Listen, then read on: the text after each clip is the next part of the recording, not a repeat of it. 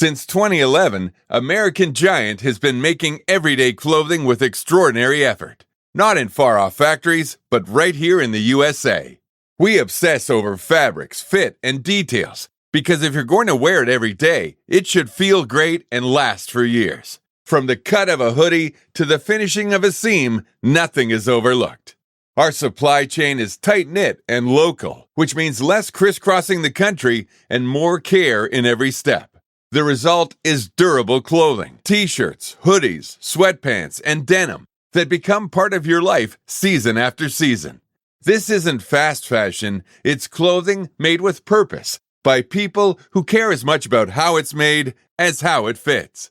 Get 20% off your first order with code STAPLE20 at American-Giant.com. That's 20% off your first order at American-Giant.com with code STAPLE20.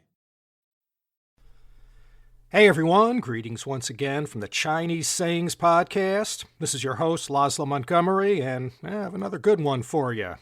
I say that all the time, don't I? It's not like I'm going to go looking for any nothing special Chengyus. Today, we look at Jiāo Bīng Bì Bài. It comes to us from the Han Shu, the Book of Han. Most of you will remember the Ban family of historiographers, the illustrious father Ban Biao and his son and daughter Ban Gu and Ban Zhao. They were chiefly responsible for the compilation of the Book of Han, and let us not forget their heroic brother, the explorer, diplomat, and military great Ban Chao, who brought the western region, today's Xinjiang province, into the Han Dynasty orbit. One of the stars of our Chengyu for this time is Han Emperor Xuan.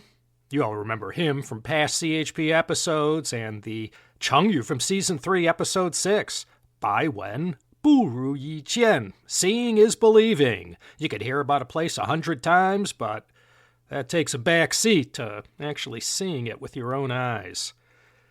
King Xuan of Han is back, so we know the story took place between 91 and 48 BC. But before we get to the story, let's see what characters make up Jiāo Bīng Bì Bài. Jiāo means proud, arrogant, or conceited. Bing means troops or an army. Bì means certainly, surely, or must, and Bài means to defeat or be defeated. Jiāo Bīng Bì Bài. Arrogant troops must be defeated. Well, this is one of those that says what it means. If you hear it, even without knowing the story behind it, you could already figure out what the idiom is getting at. But if you do know the story, it takes those four characters and brings them to life and injects some history and Chinese culture into those four syllables. So as I said, this one comes from the Book of Han, completed in 111 AD. This is one of the 24 official histories that tells all the goings-on that happened in the Western Han and the Wangmang interregnum up to 23 AD. Now, during the Han Dynasty, there were frequent skirmishes happening on China's western borders, and Chinese were constantly harried and set upon by Xiongnu infiltrators from the north. And one such conflict had occurred in 68 BC, when the Han army occupied the small border kingdom of Jishi. All of this, let me mention, has been presented in the CHP History of Xinjiang series. If you never checked it out, I encourage you to suffer through all 12 episodes. This story is included. The king of Jishi, in a panic from seeing all these Han soldiers heading his way, appealed for urgent help from the Xiongnu. He tried, but none of the soldiers sent by the Xiongnu arrived in time. So left with no other option, the king of Jishi surrendered to the Han forces. So after the battle, the Han commander Zheng Ji left an occupying garrison of only 300 soldiers at Jishi and returned eastward with his main force further within the Chinese border. And as soon as the Xiongnu learned that the Han main army had retreated, they sent out an invasion force to occupy Jishi. Zheng Ji turned heels and hurriedly returned to reinforce his garrison. But the Xiongnu invasion force was so large that they were easily able to surround both the garrison and Zheng Ji's reinforcement troops. As a last resort, Zhengji sent word to the Han imperial capital for help. When he received Zhengji's plea for help, Emperor Xuan of Han gathered his counselors to discuss the matter. The imperial counselors were divided into two camps. One side thought that if a large Han army were sent out to attack the Xiongnu right flank, well, they could easily demolish the entire Xiongnu force, and this would make them think twice about ever attacking inside China's borders again. However, the wise and capable Prime Minister, Wei Xiang, he scoffed at this idea. He wrote a memorial to Emperor Xuan explaining his own point of view. He wrote, "In recent years, the Xiongnu have not attacked our border regions. In these western regions, our citizens live in conditions of utmost poverty. They have no cloth to weave and dress themselves in sheepskins and dogskins. They have no grain to eat and thus eat the seeds of grass. How can we impose more hardship on them for the sake of occupying and controlling Jushi, an insignificant mere micro-kingdom?" He continued, "Furthermore, there is much to occupy our attention within our own nation. Not only are we plagued by natural disasters, there's human misbehavior as well. Serious reform is needed among the ranks of the court officials, and criminal behavior is increasing within the populace. The imperial court ought not waste its energy on border skirmishes with the Xiongnu, but should instead strengthen itself from within by initiating legal and bureaucratic reforms.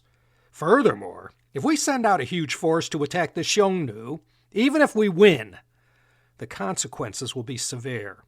Nothing good comes of gratuitous displays of force from a country whose strength of population and arms is already self-evident.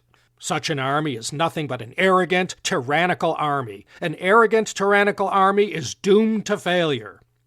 That's right, he said it. Jiāo Bīng Bì Bài. Arrogant soldiers are certain to be defeated. In English, we might say, pride goes before a fall. That's a less martial version of this Chengyu. So well-reasoned was this memorial that Emperor Xuan followed Wei Xiang's suggested course of action immediately. Jiāo Bīng Bì Bài. Arrogant soldiers are certain to be defeated. President George Bush should have heeded these words before launching the Second Iraq War and invading Afghanistan. And President Putin? Same thing. Jiāo Bīng Bì Bài. His special military operation, though not defeated yet, should have pondered the meaning behind Jiāo Bīng Bì Bài. Napoleon and Hitler, too. Someone should have told them. Jiāo Bīng Bì Bài in 1812 and 1941 before they went and invaded Russia. And again, the French were Jiāo Bīng Bì Bài and got their rear ends handed to them at Dien Bien Phu in 1954. The Brits? General Burgoyne was absolutely certain in 1777 that he had the American colonists in the bag. But at Saratoga, he had to surrender. Jiāo Bīng Bì Bài. A good one for us all, but mostly for the leaders of nations, always trying to pick on those they perceive as easy meat. Let me send an ultra xie to Emma on the other side of the Pacific Ocean. If not for her efforts at the Chengyu Yanqiu Zhongxin, this episode might never have happened. Thanks, Emma. Okay, that's going to be it, me little beauties. Don't forget, if you'd like to throw a few rubles or shillings in my tin cup and help me support my 10 cats and kittens who are all living off my generosity and weakness for all things feline, feel free to donate. You could hit me up, too, with a super thanks at my YouTube channel, buy me a coffee, get a prescription to my Patreon or CHP Premium, or donate via various other ways. Go to teacup.media, click on support, where you can view the plethora of options. I thank you. Hey, not only is this show available in your in-flight entertainment system when you fly Cathay Pacific Airways, now it's also available fleet-wide on Singapore Airlines. If you fly either of those airlines and have trouble falling asleep, remember to browse your video screen and look for me. More effective than Ambien, I'm told. Okay, this is Laszlo Montgomery signing off from Los Angeles, as usual. 2 more to go before we bring the curtain down on this 9th season of the CSP. Come on back next time, if you please, and join me once more for another exciting episode of the Chinese Sayings Podcast.